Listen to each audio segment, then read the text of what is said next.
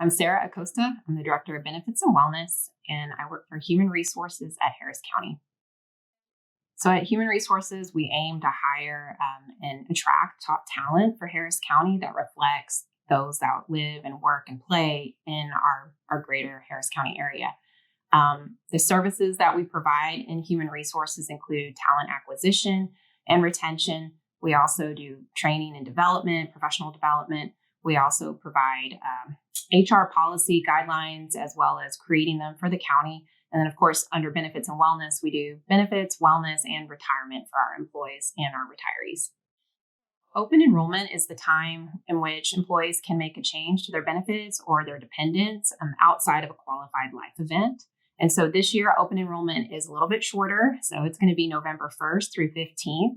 And we want employees to know that they have just that time to go in there and make a medical plan change or add or drop their dependents if they wish. They can also enroll or disenroll in one of our FSAs, which is a flexible spending account. And they can also purchase or discontinue optional life insurance or optional long-term disability. So this open enrollment is a little bit different. We're excited that we have a new plan option that we will be rolling out. It's called the Kelsey Care ACO plan. ACO stands for Accountable Care Organization, but we still have our base and plus plan options. Those are PPO plan options, and all three are administered by Aetna. So that is the biggest change people are going to see. The other thing is that we have some new coverage tiers. We've aligned them to be more in line with industry standards. So if you cover only children, you're going to actually see a pay increase. You'll actually move to what we're calling the self plus child or children. And then if you cover, a family, which includes a spouse, that self plus two or more is going to change to self plus family. So we have quite a few employees impacted by this change, and we're excited about it. The benefits of the Kelsey Care ACO plan is that it marries both the best of our base plan and the plus plan. And so the Kelsey Care has low out-of-pocket costs and low premiums, which is what the base and the plus have.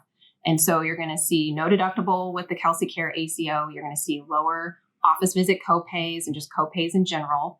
And then you're going to have those base premiums, but it's the Kelsey Care plan.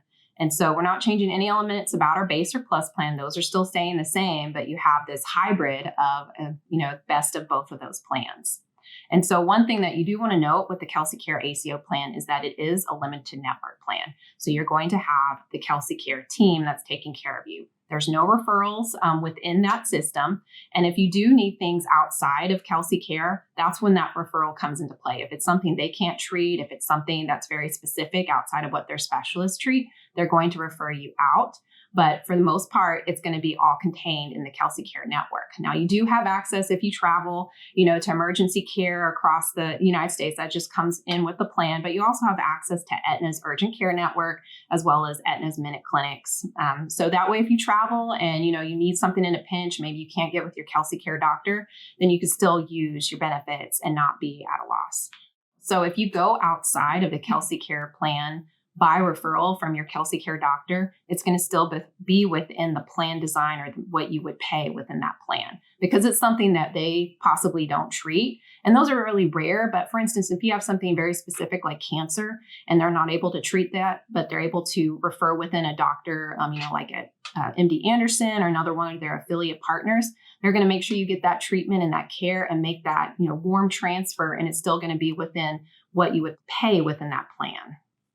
With this open enrollment time, you also want to remember if you're adding dependents that you do want your documentation and make sure you have that gathered ahead of time. You can always drop a dependent during open enrollment without anything unless you have a court order dependent and you do need that termination of medical support notice to be submitted if you are dropping that type of a dependent. But otherwise, you can drop dependents without any type of documentation. The biggest thing for our employees is always having that documentation to add their dependents. And we provide you with a chart of that in our open enrollment website, as well as in our benefits guide. So you can refer to that ahead of open enrollment. Make sure you reach out if you don't have birth certificates, marriage certificates, other types that you have to request. So if employees need to update anything or change anything during open enrollment, you're going to want to log on to STARS Employee Self-Service during November 1st through 15th. At this time, we have updated STARS. So you're going to see a whole new look and feel during the open enrollment process. You're going to have an activity guide that guides you step by step. It's going to look a little bit different and much more thoroughly explained than previous enrollment cycles. You're also going to see our open enrollment video that's embedded in that first activity step.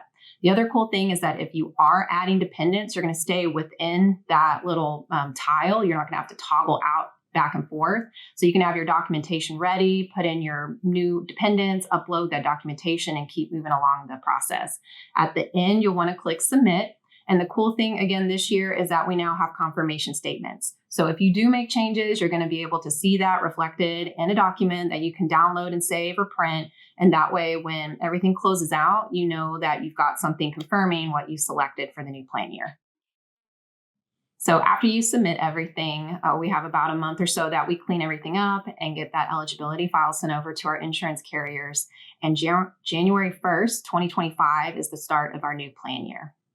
So for wellness programming, we do want you to be aware of our Healthy Actions Incentive Program. So that tracking period is coming to a close. Our last day to do an action is October 31st.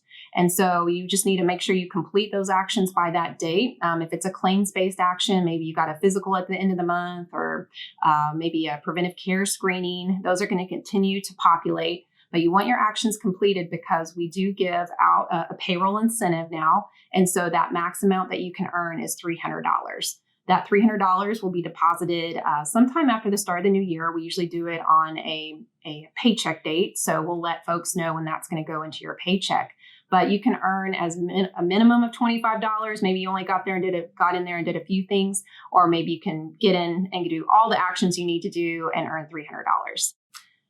The wellness program is year long. So you want to really keep that kind of mantra in your head. So we see a lot of people completing their actions at the end of the year or end of our tracking period in October, like most of us, like myself included. It's like when the deadline's coming, that's when you kind of, hightail it into gear. But it is, something you want to be doing throughout the year. And that's how we have our challenges staged. We offer, team challenges, and we have other types of classes, activities, and, just various events that we're trying to engage employees in doing wellness all year long. So it's not something you want to do just at the end of open enrollment. You want to keep that, living that journey throughout the whole year. So resources that are available for employees, if you do need to ask questions or learn a little bit more on your own, is we do have our website, the benefitsathctx.com, and they'll toggle to our open enrollment page. On that page, you're going to have the video. You're going to have all our Zoom webinars linked. You'll find the job aids for STARS. You'll also see a microsite that you can link off to for the Kelsey Care ACO. We also have a chat box. So during this time, we actually man a live chat box. So if you type a question in during normal business hours, one of our agents is going to actually reach out and answer that question live with you. And then if it's something a little bit deeper, they'll reach out to you other ways.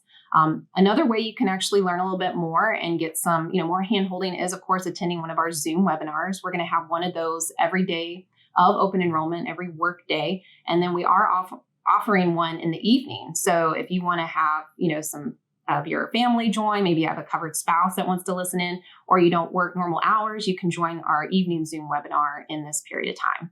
Then you can simply call us. We are at 713-274-5500. And you can also email us at benefits@harriscountytx.gov.